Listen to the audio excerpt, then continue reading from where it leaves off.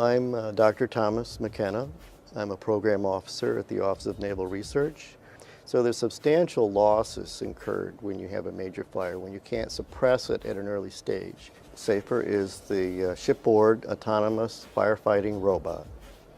And this is a program that's been going on for about 5 years, basically to develop a humanoid capable of fire suppression.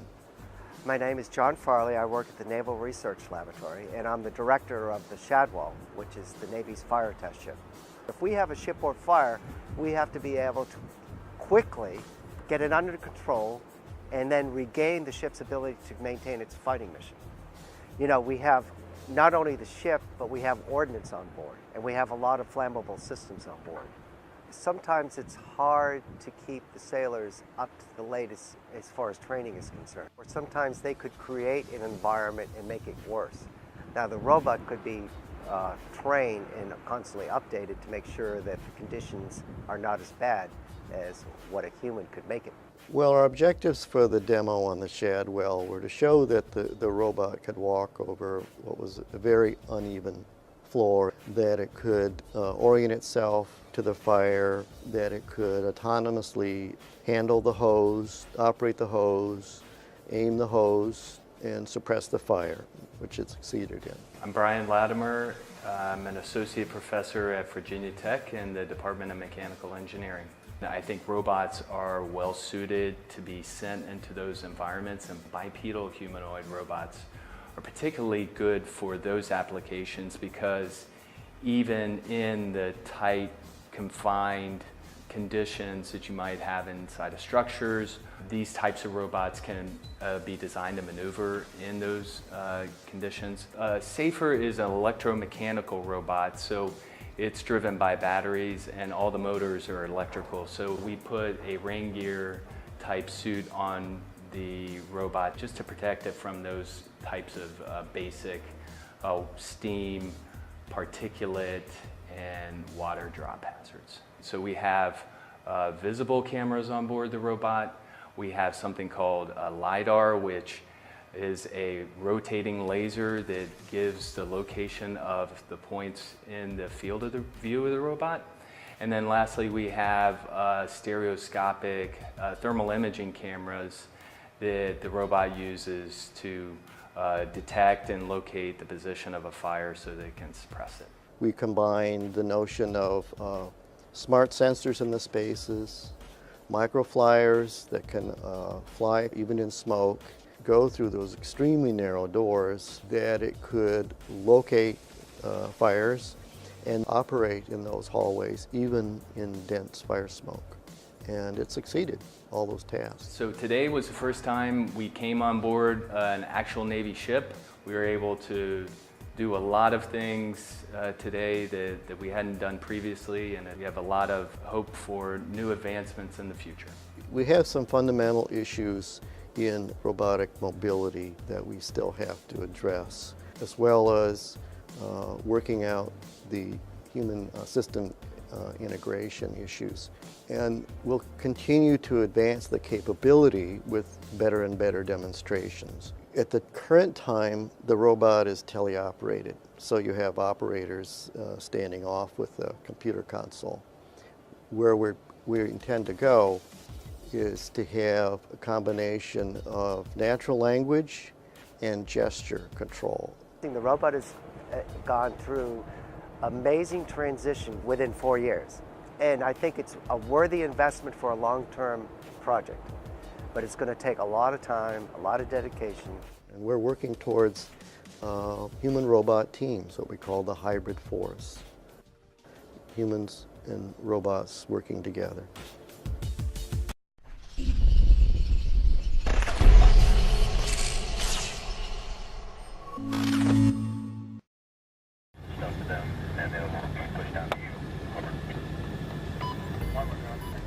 Over the past decade, I've watched American troops operate on the front lines of war in Iraq and Afghanistan, both as a U.S. Marine and later as a journalist.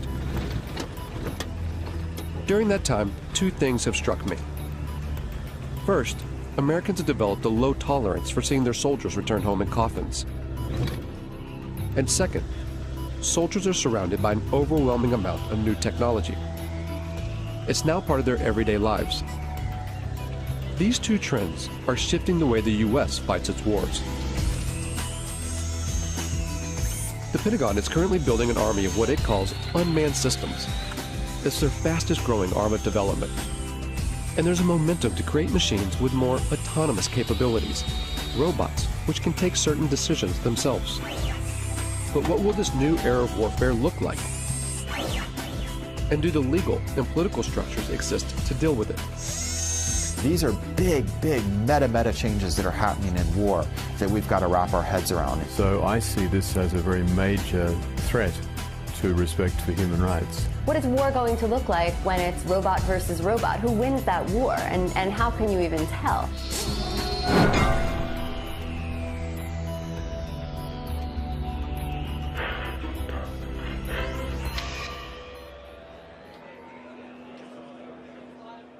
This is the largest gathering of robotics companies in the world. It's organized by AUVSI, the Association of Unmanned Vehicle Systems International. So these are successfully used in operations at the reactors. Hundreds of private corporations and university researchers are here to show off their latest cutting-edge inventions. And so there's things that we can actually pick up with the gripper, use them to defuse a bomb, and then put them back. They're all either selling their products or soliciting funds for their projects. And most of them are targeting a single customer with deep pockets, the U.S. military. This is an annual conference for the robotics industry in Washington, D.C. And years ago, this was a pretty small gathering. This year, there'll be over 7,000 attendees. It's an enormous business here now. It covers everything. You'd be surprised what you could find. Everything from unmanned boat ships, submarines, to armed drone helicopters. And just the air portion of the robotics or unmanned industries this year will be worth $7 billion. In 2009, the U.S. Defense Department earmarked $18 billion over 5 years for the development of unmanned systems. This boom in military robotics comes off the back of the so-called global war on terror. The wars in Iraq and Afghanistan, along with lethal action in Pakistan and Libya, have created a political and strategic space for unmanned robotic systems. It's not a situation where you're in these big, formation operations or fights. You're dealing with very explosive, very spontaneous events. So you need something that's watching all the time and something that's very adaptable to be able to move from one location to another very, very quickly. The U.S. Air Force is presently training more unmanned systems operators than it's training manned fighter plane and manned bomber plane pilots put together. But that actually makes perfect sense because they're actually buying more unmanned systems than they're buying manned fighter planes or manned bomber planes. The number of drones in use by the U.S. military has surged from a handful in 2001 to over 7,000 today, and the number of ground robots has shot from 0 to 12,000.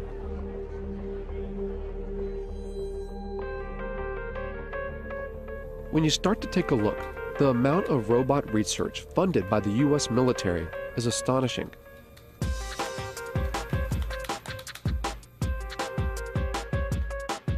Fault Lines put in more than 100 requests and follow-ups to the Pentagon, military contractors, private robotics companies, and university research labs. But gaining access to see how these tax dollars are put into use isn't easy. When we could actually get a response, it was almost always a firm no. After several months of chasing, only a handful agreed to allow us to film.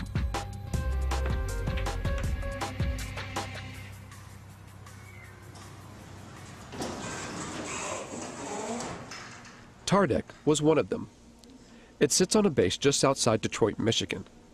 If you just want to try it out, drive. Seriously? That's it. An Army research facility from World War II.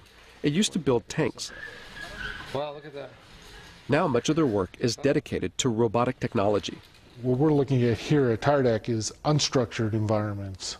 So robots that can move out of the area of very strict programming. So one of the ways of doing that is through teleoperation. So we have, it's not the classic robot. It's somebody actually controlling something. It's not a remote-controlled car because they're doing it through a TV set. All the robots here are collaborations between Tardec and private companies or university labs, or both. Companies like iRobot in Bedford, Massachusetts. This is the home of the PackBot, one of the first ground-based robots the U.S. military adopted after 9/11. Thousands are being used in Iraq and Afghanistan to defuse improvised explosive devices, or IEDs. The old way of doing business was to ask an individual, our sons, our daughters, our brothers, our sisters, to mount up one of those heavy, cumbersome, hot bomb suits and literally to waddle out to go face to face with an IED. Today, we do that at distance and we do it virtually via a robot. Much, much better way to do business. So the interesting thing about this one is light. It weighs about 5 pounds or so. And here's what the military wanted. A robot that you could throw, say over a wall or something, and then look, it rights itself. And now you can see over that wall with the cameras on that robot. With video game-like controllers, soldiers can guide recon robots like this one to see over walls or defuse bombs. These ground-based robots add a buffer between the soldiers that use them and a potential threat, whether it's a bomb or a human enemy. But technology designed to save lives can be easily modified to kill. The step between putting a laser beam on someone's forehead, it's not a technological leap to then putting a bullet in their forehead. It's actually a legal political question. We feel strongly and ethically that there has to be a man in the loop. If you look at the history of any military technology, it typically starts in reconnaissance, then becomes frustrated that you see bad happenings but can't deal with them, and it evolves to strike. Really, the technology will happen. It's how we're going to deal with that technology. While the idea of arming ground robots still seems taboo, in the air, it's a line that has long been crossed. At a Utah Army testing facility, the military has invited members of the media to a display of its unmanned aerial systems. We're going to showcase that entire package for you here today in a way that I think is going to really resonate with you once you see what's inside and behind the curtain. It's the largest drone demonstration the U.S. Defense Department has ever allowed to be filmed. As the drones fly overhead, journalists watch the mock operation from inside a hangar. From 7,000 meters in the air, the Gray Eagle hunts its target. 8-9, Overlord Maine. Maintain eyes on that truck. It's estimated that the Pentagon will invest nearly $37 billion toward drone development through 2020, advancing unmanned systems more than piloted aircraft. Oh, I think it's fundamentally changed warfare. I think it's fundamentally changed the way we operate. I think eventually it's going to fundamentally change the way we live in the United States. And now we have a technology that allows you to carry out acts of force without having to think about some of the consequences, the political consequences of sending sons or daughters into harm's way. So in my mind, the barriers to war in our society, they were already being lowered. Now we have a technology that literally takes those barriers to the ground. Apache 17, track target 2. All of which make it such an attractive tool for the U.S. But drones are some of the most controversial weapons in the American arsenal, particularly in their use for targeted killings, a phrase first termed under the Bush administration's so-called War on Terror, to use lethal force against specific individuals. It means killing people, often outside official war zones. The program has been ramped up under the Obama administration. In places where there would be very serious geopolitical ramifications and the ramifications of American lives being placed on the ground in those dangerous situations, the drone appears like a silver bullet. Pakistan has borne the brunt of this silver bullet. And it's all secret. The CIA, not the military, runs the Pakistani drone program. The CIA is not required to offer any information about its operations, how it selects its targets, who's in charge, and how many people are killed. And the Obama administration will not officially discuss the CIA drone program, not even to confirm or deny its existence. If they can't even say the word, where's the accountability? How could we even know how well this program is working, even if you want to put aside the questions about whether we should be using drones as instruments of war? There's just so little transparency and so much opacity when it comes to this program, when it belongs to the CIA, that some people now think if it belonged to the military, you could at least get more insight into how it works and then debate about whether it should be run this way. Reportedly, civilians and private contractors control the CIA drones, pushing a button from their offices thousands of miles away in Langley, Virginia. At the time this film was made, there have been 308 drone strikes reported in Pakistan since 2004. 256 of those under President Obama. That figure could be far higher. Over 200 strikes hit the region of Waziristan alone, roughly one attack every 4 days. Conservative estimates put the total number of deaths around 2,900. Of those, over 750 were civilians, including 175 children. And at least 1,100 people have been injured.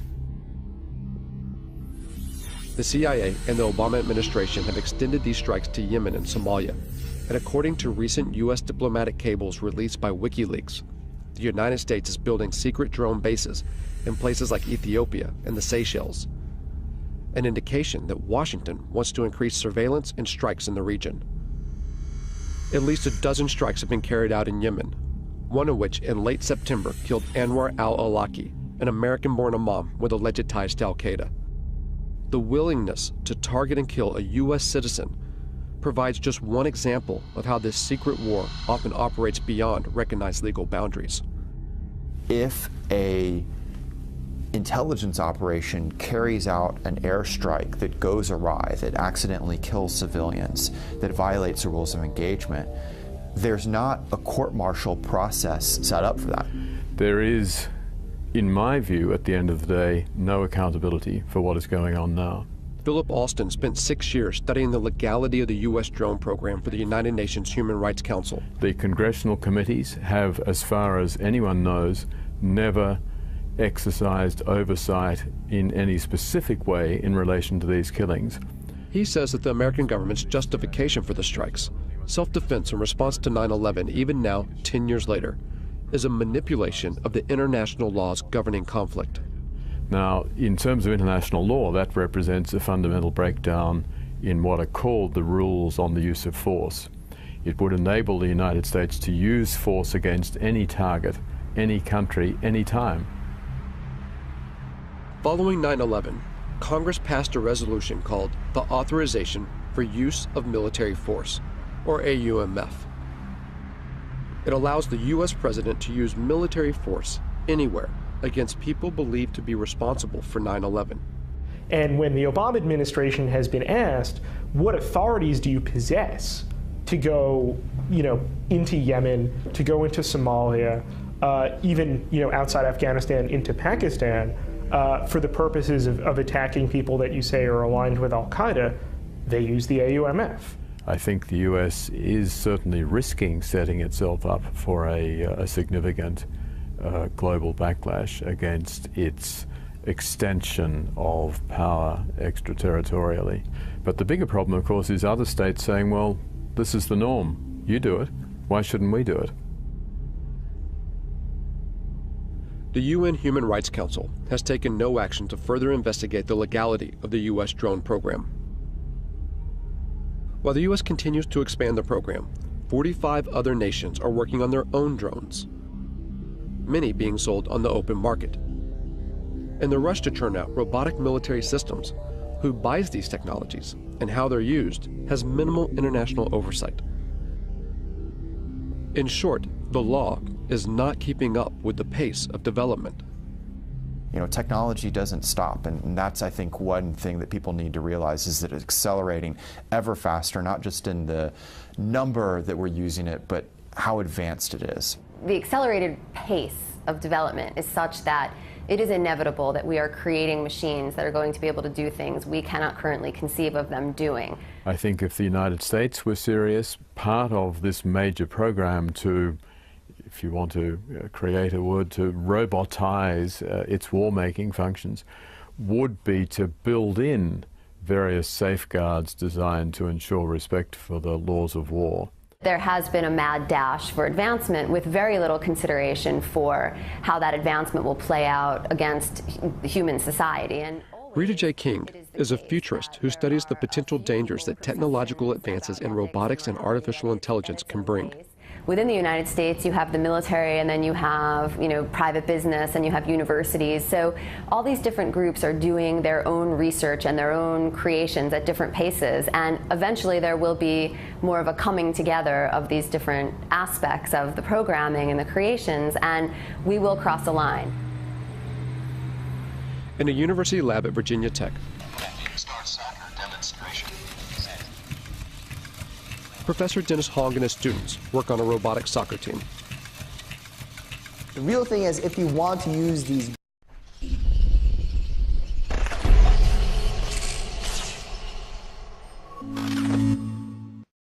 robots outside the lab in real life doing real work, then without all the skills needed to playing soccer, it won't happen. So it's a really good controlled competition where we can develop all the technologies needed for robots to be used in real life.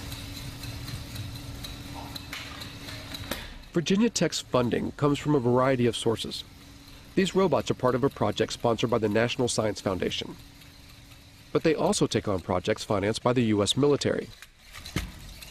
So as a research lab, the technology we develop, we want the society to be using our technology. Of course, many of our robotics projects, most of them, if not all of them, are to help the society. But here they recognize that a technology's ultimate use is unpredictable. Time to time, as a group, we sit down and discuss about these kind of problems. Mainly, it's very sensitive, especially for when we work on military-funded projects and those kind of things. But many times, we don't have any control once it leaves our hands. However, that's true for any technologies, any science besides robotics as well. It's hard to put a timeline on how fast robots and artificial intelligence will develop. But almost everyone we spoke to seemed to believe that in just a few decades, the robots that will exist in our world will be unrecognizable by today's standards. I think the probability is virtually one, a certainty, that machines will be as intelligent as people, that we will have intelligent robots, that robots will be ubiquitous. So then the consensus of people in the industry is somewhere around 2025, 2030, you know, and even if you were to say, oh, that's optimistic, so maybe it's 2050. You know, maybe some of us won't be around to see it, perhaps, but it's not that far in the future. It's not 1,000 years. It's not 500 years. It's certainly not never. When people say machines will never be as smart as people, never is a very long time. The robots that we create could, of course, eventually will become much smarter than we are.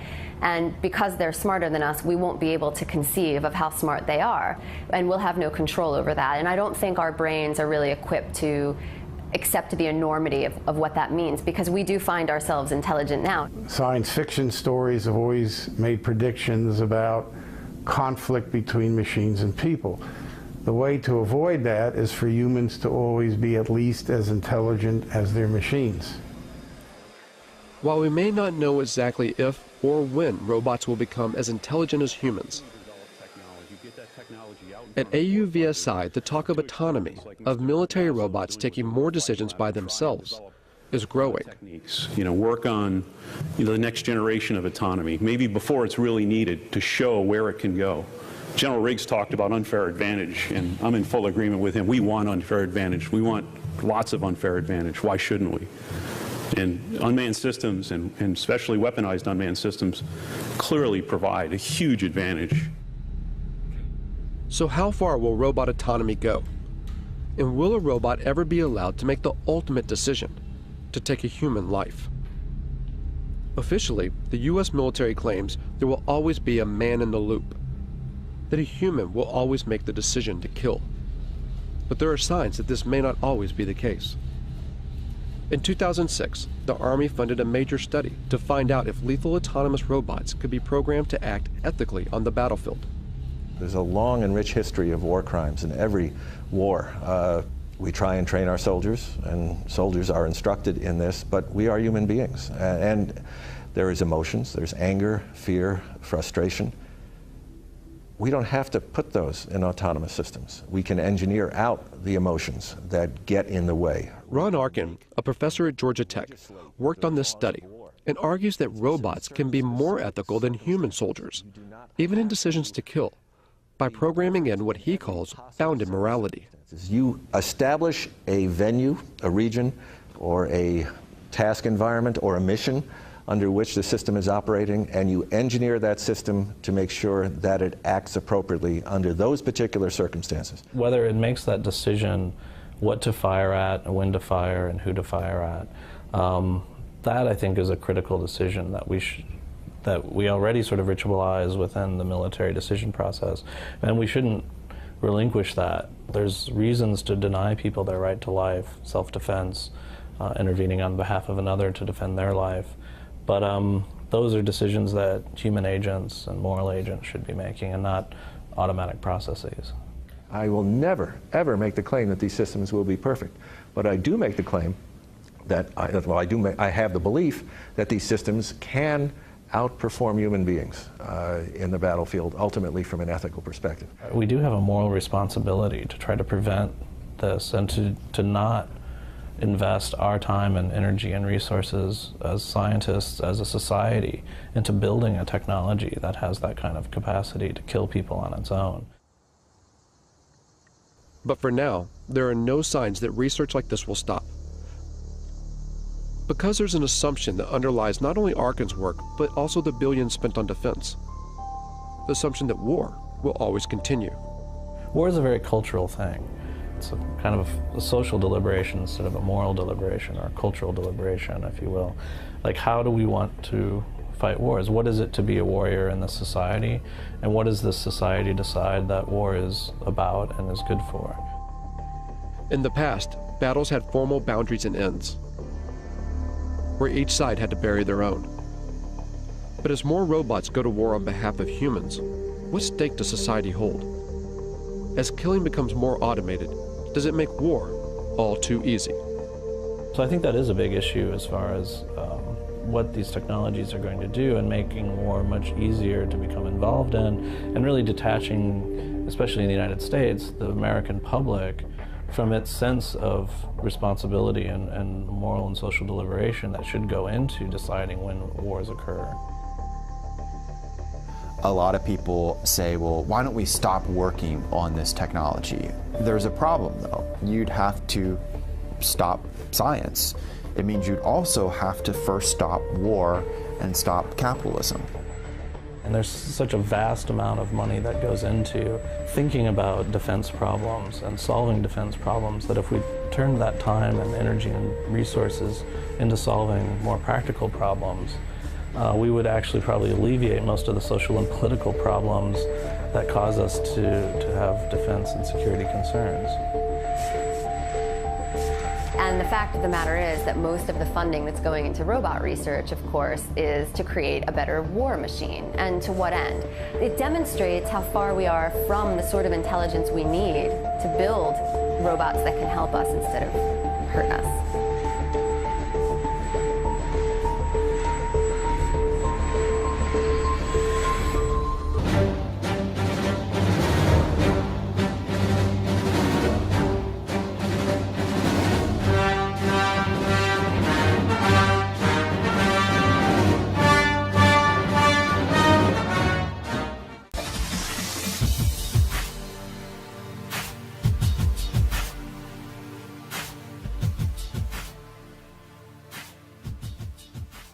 I'm Dr. Thomas McKenna.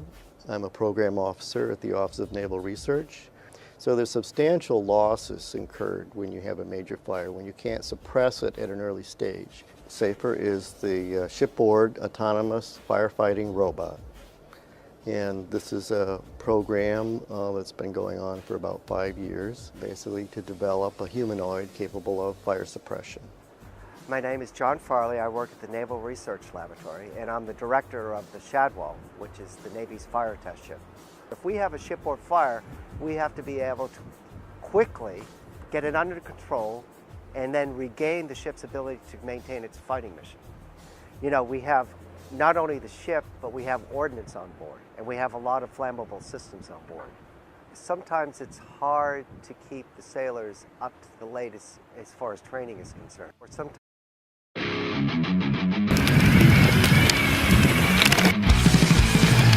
Thank you.